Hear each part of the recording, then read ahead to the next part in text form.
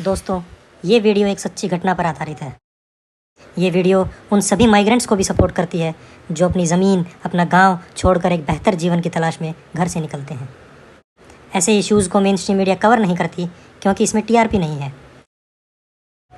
हरियाणा में law and order की स्थिति इतनी बिगड़ चुकी है कि दिन दहाड़े गुंडागर्दी हो रही है और इसमें सबसे असुरक्षित महिलाएं हैं।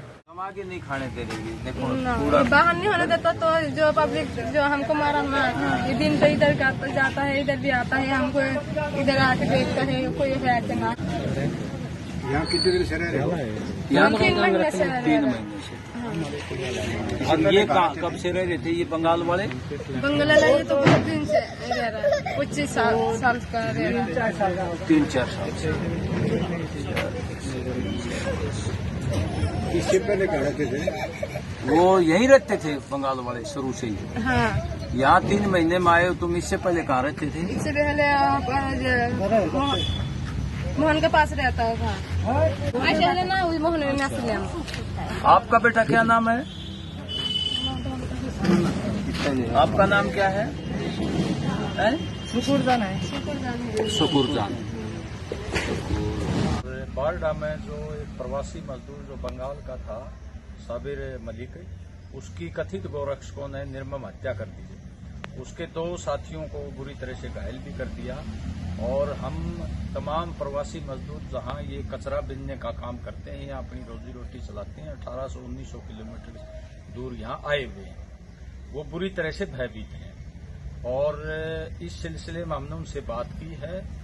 उन्होंने हमारे को बताया कि हमारे खिलाफ झूठी अफवाह फैलाई गई है कि ये गो मांस खाते हैं। हम कोई गो मांस नहीं खाते। इस अफवाह फैला करके उन्होंने 27 तारीख को 10, साढ़े 10, 11 बजे के बीच में 50-60 लोगों ने असम के जो प्रवासी कैंप हैं, यहाँ झोंपड़ियां हैं, उसमें घुस करके, वहाँ पुरुष कम थे, महिलाओं की भी पिटाई की है, बच्चों की भी पिटाई की है, बड़ी गुंडागर्दी की है। और फिर बंगाल के एक प्रवासी मजदूर उठा करके उसके साथ उसके 2 साथियों को, एक नाबालिग बच्चे को उठा करके वो कहीं ले गए और उन्होंने बुरी तरह से पिटाई की।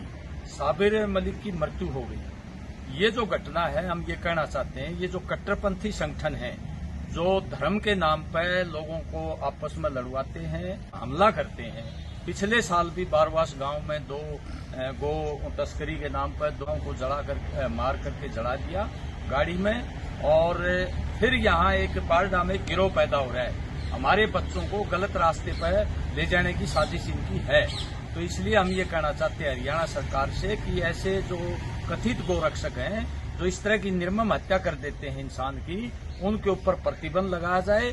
और उसके बाद हम एसएचओ जो तेजपाल जी है, बारडा थाने के इंचार्ज है, निरीक्षक, उनसे मिले हैं और हमने ये कहा कि इनमें असुरक्षा की जो भावना आई हुई है, ये असुरक्षा की भावना के लिए आप सुरक्षा के पुख्ता प्रबंध करें।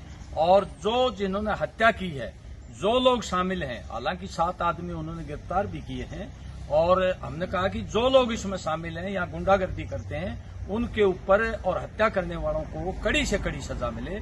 उन्होंने हमें आश्वासन दिया है और प्रवासी मजदूरों ने बोला है कि बारडा थाने से हमें सुरक्षा दी गई है।